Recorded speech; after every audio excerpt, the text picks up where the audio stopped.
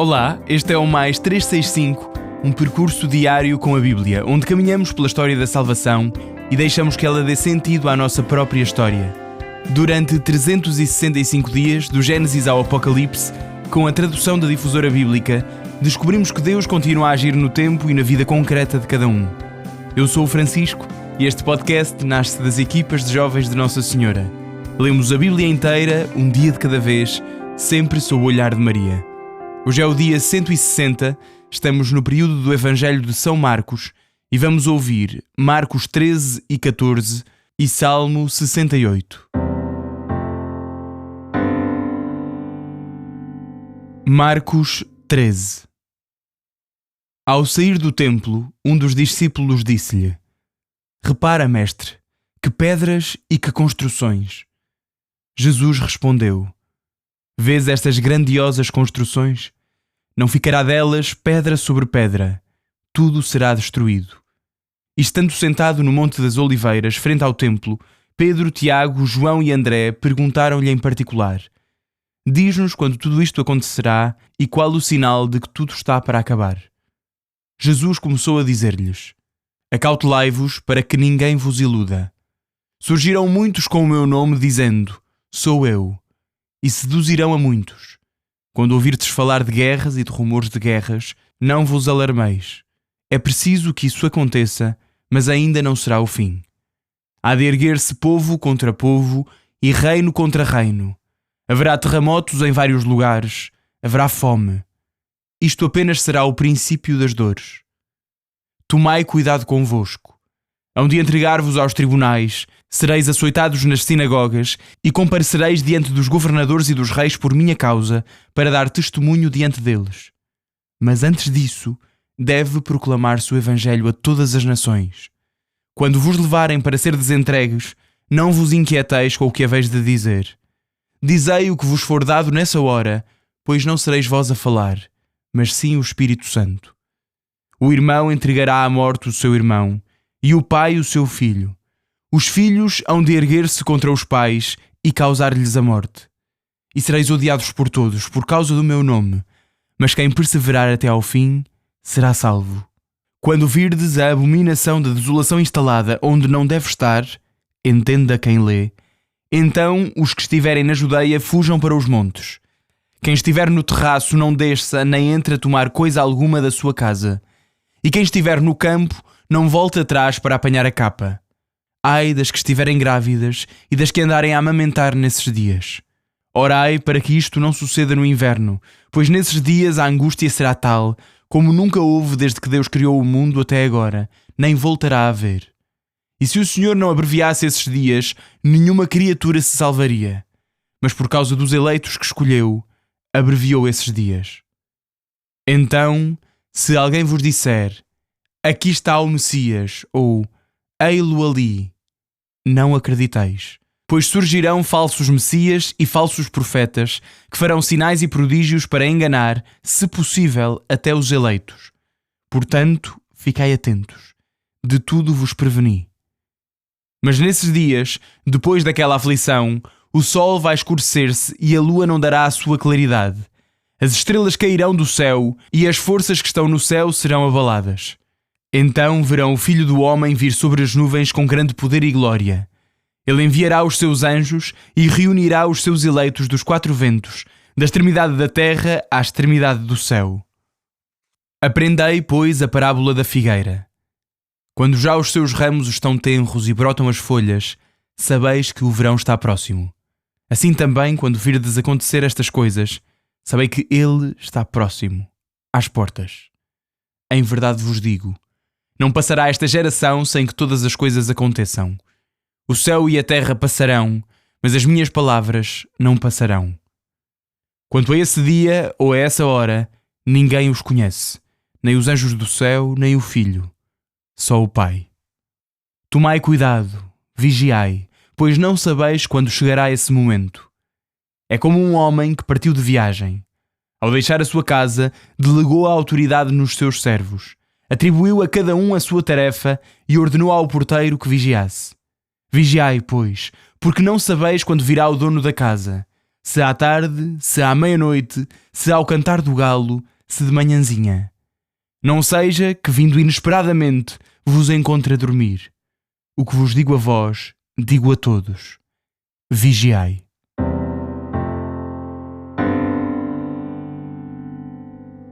Marcos 14. Faltavam só 2 dias para a Páscoa e os ázimos. Os sumos sacerdotes e os doutores da lei procuravam maneira de capturar Jesus à traição e de o matar. É que diziam: durante a festa não, para que o povo não se revolte. Jesus encontrava-se em Betânia, na casa de Simão, o leproso. Estando à mesa, chegou uma certa mulher que trazia um frasco de alabastro com um perfume de nardo puro de alto preço. Partindo o frasco, derramou o perfume sobre a cabeça de Jesus. Alguns, indignados, disseram entre si: para que este desperdício de perfume? Podia vender-se por mais de 300 denários e dar-se o dinheiro aos pobres. E censuravam-na. Mas Jesus disse: deixai-a, porque estáis a atormentá-la. Praticou em mim uma boa ação. Sempre tereis pobres entre vós e podereis fazer-lhes bem quando quiserdes. Mas a mim nem sempre me tereis. Ela fez o que estava ao seu alcance. Ungiu antecipadamente o meu corpo para a sepultura.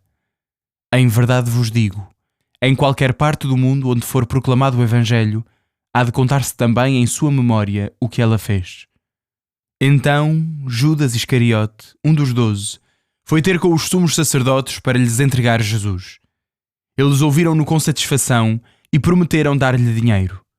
E Judas espreitava a ocasião favorável para o entregar. No primeiro dia dos ázimos, quando simulava a Páscoa, os discípulos perguntaram-lhe: onde queres que façamos os preparativos para comeres a Páscoa? Jesus enviou então 2 dos seus discípulos e disse: ide à cidade, e virá ao vosso encontro um homem trazendo um cântaro de água. Segui-o, e onde ele entrar, dizei ao dono da casa: o mestre manda dizer: onde está a sala em que hei de comer a Páscoa com os meus discípulos? Há de mostrar-vos uma grande sala no andar de cima, mobilada e toda pronta. Fazei aí os preparativos. Os discípulos partiram e foram à cidade. Encontraram tudo como ele lhes dissera e prepararam a Páscoa. Chegada a tarde, Jesus foi com os 12. Estavam à mesa a comer quando disse: em verdade vos digo, um de vós há de entregar-me, um que come comigo. Começaram a entristecer-se e a dizer-lhe um após outro: porventura sou eu? Jesus respondeu-lhes: é um dos 12, aquele que mete comigo a mão no prato. Na verdade, o Filho do Homem segue o seu caminho, como está escrito a seu respeito. Mas ai daquele por quem o Filho do Homem vai ser entregue. Melhor fora a esse homem não ter nascido. Enquanto comiam, tomou um pão e, depois de pronunciar a bênção, partiu-o e entregou-o aos discípulos, dizendo: tomai, isto é o meu corpo. Depois tomou o cálice, deu graças e entregou-lhe. Todos beberam dele. E ele disse-lhes: isto é o meu sangue da aliança, que vai ser derramado por todos. Em verdade vos digo, não voltarei a beber do fruto da videira até ao dia em que o beba, novo, no reino de Deus. Após o canto dos salmos, saíram para o Monte das Oliveiras. Jesus disse-lhes: todos ides abandonar-me, pois está escrito: ferirei o pastor e as ovelhas hão de dispersar-se. Mas depois de eu ressuscitar, hei de preceder-vos a caminho da Galileia. Pedro disse: mesmo que todos venham a abandonar-te, eu não. E Jesus disse: em verdade te digo, que hoje, esta noite, antes de o galo cantar 2 vezes, tu me terás negado 3 vezes. Mas ele insistia com mais ardor: mesmo que tenha de morrer contigo, não te negarei. E todos afirmaram o mesmo. Chegaram a uma propriedade chamada Getsemane, e Jesus disse aos discípulos: ficai aqui enquanto eu vou orar. Tomando consigo Pedro, Tiago e João, começou a sentir pavor e a angustiar-se. E disse-lhes: a minha alma está numa tristeza mortal. Ficai aqui e vigiai. Adiantando-se um pouco, caiu por terra e orou para que, se possível, passasse dele aquela hora. E dizia: Abá, Pai, tudo te é possível. Afasta de mim este cálice, mas não se faça o que eu quero, e sim o que tu queres. Depois foi ter com os discípulos, encontrou-os a dormir e disse a Pedro: Simão, dormes? Nem uma hora pudeste vigiar. Vigiai e orai para não cederdes à tentação. O espírito está cheio de ardor, mas a carne é débil. Retirou-se de novo e orou, dizendo as mesmas palavras. E voltando de novo, encontrou-os a dormir, pois os seus olhos estavam pesados, e não sabiam que responder-lhe. Voltou pela terceira vez e disse-lhes: Dormi agora e descansai. Pois bem, chegou a hora. Eis que o Filho do Homem vai ser entregue nas mãos dos pecadores. Levantai-vos, vamos, eis que chega o que me vai entregar. E logo, ainda ele estava a falar, chegou Judas, um dos 12, e com ele muito povo com espadas e varapaus, da parte dos sumos sacerdotes, dos doutores da lei e dos anciãos. Ora, o que o ia entregar tinha-lhes dado este sinal: aquele que eu beijar é esse mesmo. Prendei-o e levai-o bem guardado. Mal chegou, aproximou-se de Jesus, dizendo: Mestre, e beijou-o. Os outros deitaram-lhe as mãos e prenderam-no. Então, um dos que estavam presentes, puxando da espada, feriu o criado do sumo sacerdote e cortou-lhe uma orelha. E tomando a palavra, Jesus disse-lhe: Como se eu fosse um salteador, viestes com espadas e varapaus para me prender. Estava todos os dias junto de vós, no templo, a ensinar, e não me prendestes. Mas é para se cumprirem as Escrituras. Então os discípulos, deixando-o, fugiram todos. Um certo jovem, que o seguia envolto apenas num lençol, foi preso. Mas ele, deixando o lençol, fugiu nu. Conduziram Jesus à casa do sumo sacerdote, onde se juntaram todos os sumos sacerdotes, os anciãos e os doutores da lei. E Pedro tinha-o seguido de longe até dentro do palácio do sumo sacerdote, onde se sentou com os guardas a aquecer-se ao lume. Ora, os sumos sacerdotes e todo o sinédrio procuravam um testemunho contra Jesus a fim de lhe dar a morte, mas não o encontravam. De facto, muitos testemunharam falsamente contra ele, mas os testemunhos não eram coincidentes. E alguns ergueram-se e proferiram contra ele este falso testemunho. Ouvimo-lo dizer: Demolirei este templo construído pela mão dos homens, e em 3 dias edificarei outro que não será feito pela mão dos homens. Mas nem assim o depoimento deles concordava. Então o sumo sacerdote ergueu-se no meio da assembleia e interrogou Jesus: Não respondes nada ao que estes testemunham contra ti? Mas ele continuava em silêncio e nada respondia. O sumo sacerdote voltou a interrogá-lo: És tu o Messias, o Filho de Deus bendito? Jesus respondeu: Eu sou. E vereis o Filho do Homem sentado à direita do poder e vir sobre as nuvens do céu. O sumo sacerdote rasgou então as suas vestes e disse: Que necessidade temos ainda de testemunhas? Ouvistes a blasfémia. Que vos parece? E todos sentenciavam que ele era réu de morte. Depois alguns começaram a cuspir-lhe, a cobrir-lhe o rosto com um véu e batendo-lhe a dizer: Profetiza! E os guardas davam-lhe bofetadas. Estando Pedro embaixo, no pátio, chegou uma das criadas do sumo sacerdote, e vendo Pedro a aquecer-se, fixou nele o olhar e disse-lhe: Tu também estavas com Jesus o Nazareno. Mas ele negou, dizendo: Não sei, nem entendo o que dizes. Depois saiu para o átrio e um galo cantou. A criada, vendo-o de novo, começou a dizer aos que ali estavam: Este é um deles. Mas ele negou outra vez. Pouco depois, os presentes disseram de novo a Pedro: Com certeza que és um deles, pois também és galileu. Ele começou então a dizer imprecações e a jurar: Não conheço esse homem de quem falais. E logo cantou o galo pela 2ª vez. Pedro recordou-se então das palavras de Jesus: Antes de o galo cantar 2 vezes, tu me terás negado 3 vezes. E desatou a chorar. Salmo 68. Ao diretor do coro, de David, Salmo, Cântico.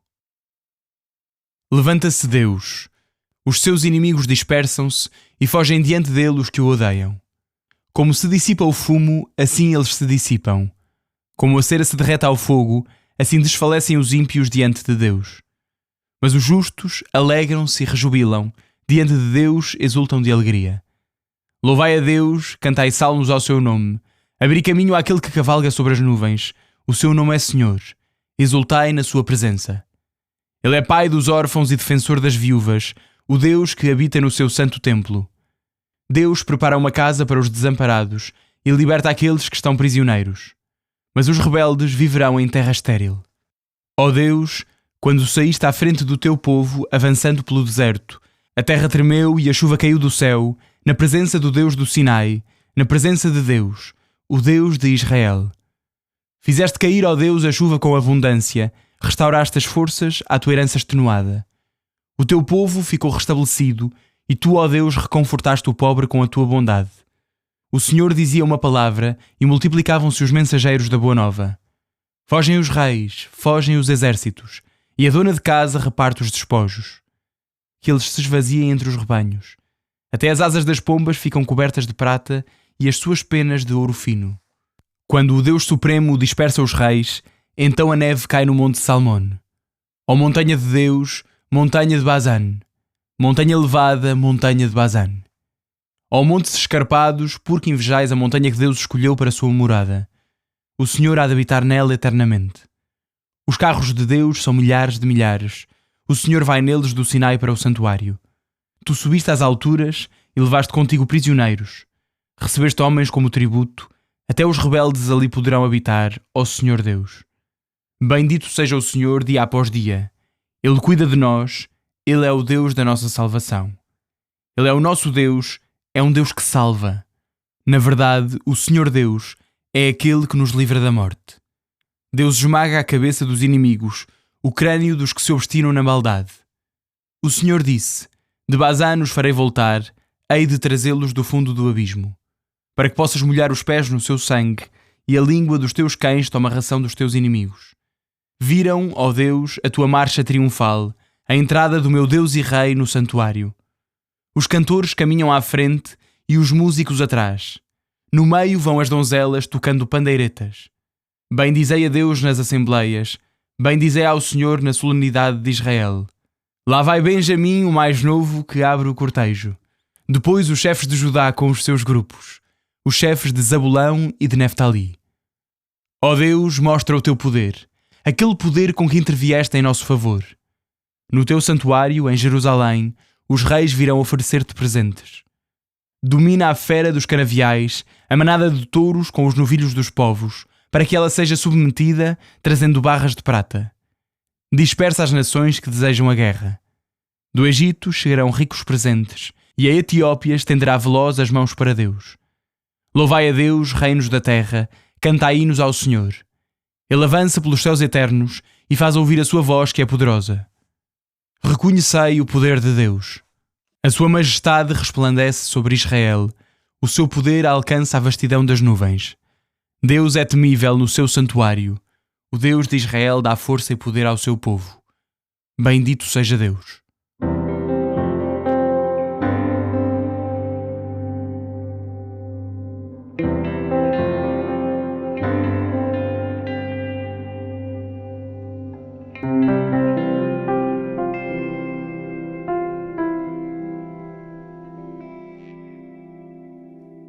Caros ouvintes, vamos para o nosso 7º episódio sobre o Evangelho de São Marcos.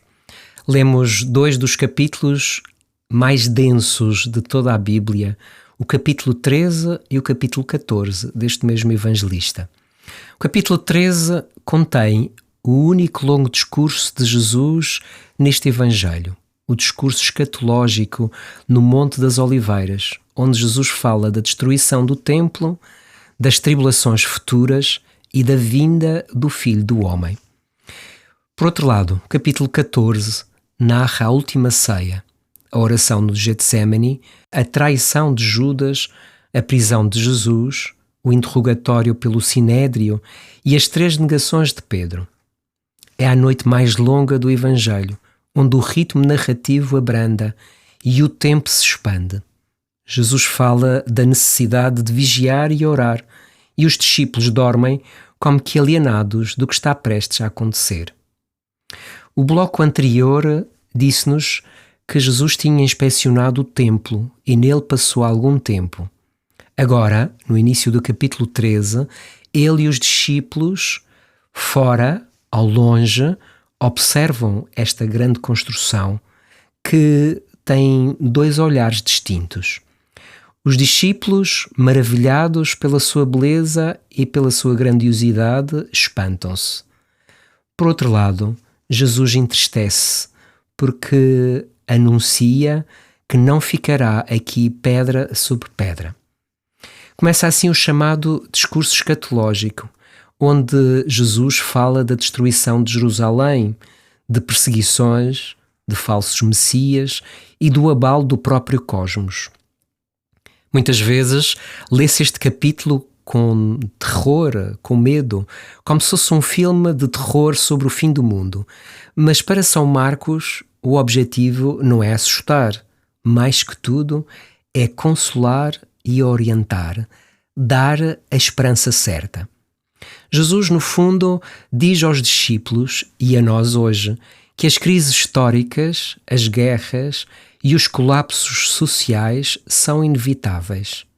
Tudo passa, mas ele não. O segredo não é tentar adivinhar a data do fim, mas sim viver o presente com duas atitudes que Jesus repete continuamente: tomai cuidado e vigiai. No meio da tempestade da história, o discípulo não se pode alienar, mantém-se firme na fé, sabendo que a última palavra pertence ao Filho do Homem, que virá na sua glória com a sua justiça. E com este apelo à vigilância, que entramos no capítulo 14, onde a noite escura da paixão começa a abater sobre Jesus e o leitor. Nesta secção da paixão, as autoridades conspiram e, de repente, a narrativa ganha um forte contraste porque somos levados até Betânia. Jesus está em casa de Simão, no início deste capítulo 14. Simão é o leproso e esta é a casa que Jesus escolheu para ser hospedado na sua permanência nestes dias em Jerusalém. Diz o texto que entra uma mulher com um frasco de alabastro cheio de perfume de nardo puro, de grande valor. Ela quebra o frasco e derrama o perfume sobre a cabeça de Jesus. A extravagância do gesto diz o valor da morte de Jesus, coisa que os discípulos não perceberam e por isso criticam-na. Porém, o gesto da mulher diz muito mais do que isso. Comporta em si uma delicada atitude orante. É uma verdadeira oração desenhada por traços de fé e perdão, segundo o ensino de Jesus aos discípulos junto à figueira seca. O seu gesto é também uma autêntica confissão de fé e de demonstração de amor ao Senhor que está presente. O episódio contrasta com tudo o que aconteceu anteriormente em Jerusalém. Do conflito, passamos para a beleza de quem professa a sua fé em Jesus, o Filho do Homem, o Filho de Deus. Assim sendo, na casa de Simão, um oásis da afirmação de Jesus, constrói-se uma verdadeira casa de oração que tem Jesus, o rejeitado, por pedra angular. Em contraste, ainda nesse final de dia, há a oportunidade para narrar o plano de Judas para entregar Jesus. Chega o dia da Páscoa. Jesus reúne-se com os 12 para a última ceia. No ambiente solene daquela mesa, Jesus começa por anunciar que um deles, um dos que come com ele, no mesmo prato, o vai entregar. É uma dor profunda que atravessa a refeição. Mas é nesse contexto de traição iminente que Jesus institui a Eucaristia. Ele toma o pão, parte-o e diz: tomai, isto é o meu corpo. Depois toma o cálice e diz: isto é o meu sangue. O sangue da aliança é derramado por muitos. É um momento de uma densidade imensa. Jesus, inocente, sabe que vai ser morto que a sua vida vai ser tirada à força, mas na ceia ele antecipa-se. Ele transforma a violência que vai sofrer numa entrega voluntária. O pão partido e o vinho derramado mostram que Jesus não é uma vítima imponente da história. Uma vítima impotente da história. Ele é o amor que se dá livremente para selar uma nova aliança entre Deus e a humanidade, redimindo-nos e trazendo-nos a vida de Deus. Depois da ceia, caminham para o Monte das Oliveiras. Jesus avisa Pedro de que ele o negará 3 vezes, algo que Pedro recusa piamente. E entramos no jardim do Getsémani, o ponto mais dramático deste capítulo. Jesus afasta-se para rezar e Marcos diz-nos que ele começou a sentir pavor e angústia.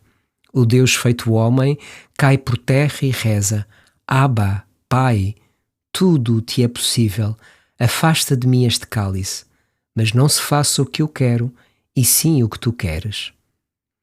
Enquanto Jesus permanece no meio de sangue, em agonia, os seus amigos mais íntimos adormecem.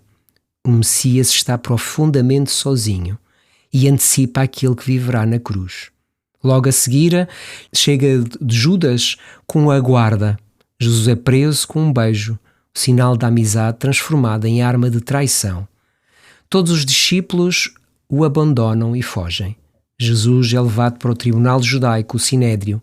Ali, perante testemunhas falsas e acusações injustas, o sumo sacerdote pergunta-lhe diretamente: És tu o Messias, o Filho do Deus bendito?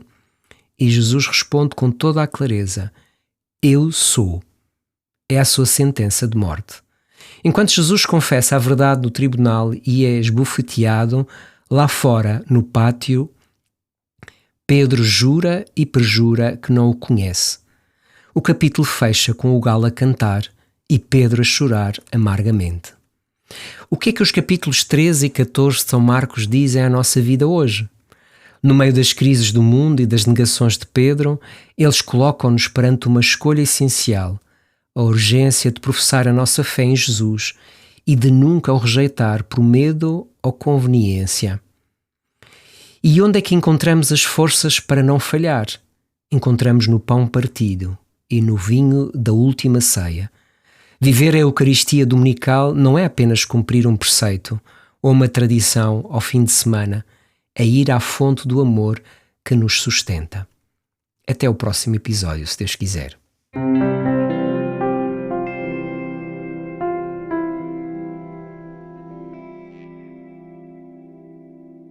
A minha alma glorifica o Senhor, e o meu espírito se alegra em Deus, meu Salvador. Porque pôs os olhos na humildade da sua serva, de hoje em diante me chamarão bem-aventurada todas as gerações. O Todo-Poderoso fez em mim maravilhas, santo é o seu nome. A sua misericórdia se estende de geração em geração sobre aqueles que o temem. Manifestou o poder do seu braço e dispersou os soberbos. Derrubou os poderosos de seus tronos e exaltou os humildes. Aos famintos encheu de bens e aos ricos despediu de mãos vazias. Acolheu a Israel seu servo, lembrado da sua misericórdia, como tinha prometido a nossos pais, a Abraão e à sua descendência para sempre. Glória ao Pai, ao Filho e ao Espírito Santo, como era no princípio, agora e sempre. Amém. Final do dia 160, um número redondo, em que ouvimos e voltamos a ouvir que Jesus partiu o pão. Um abraço em Cristo. Até amanhã.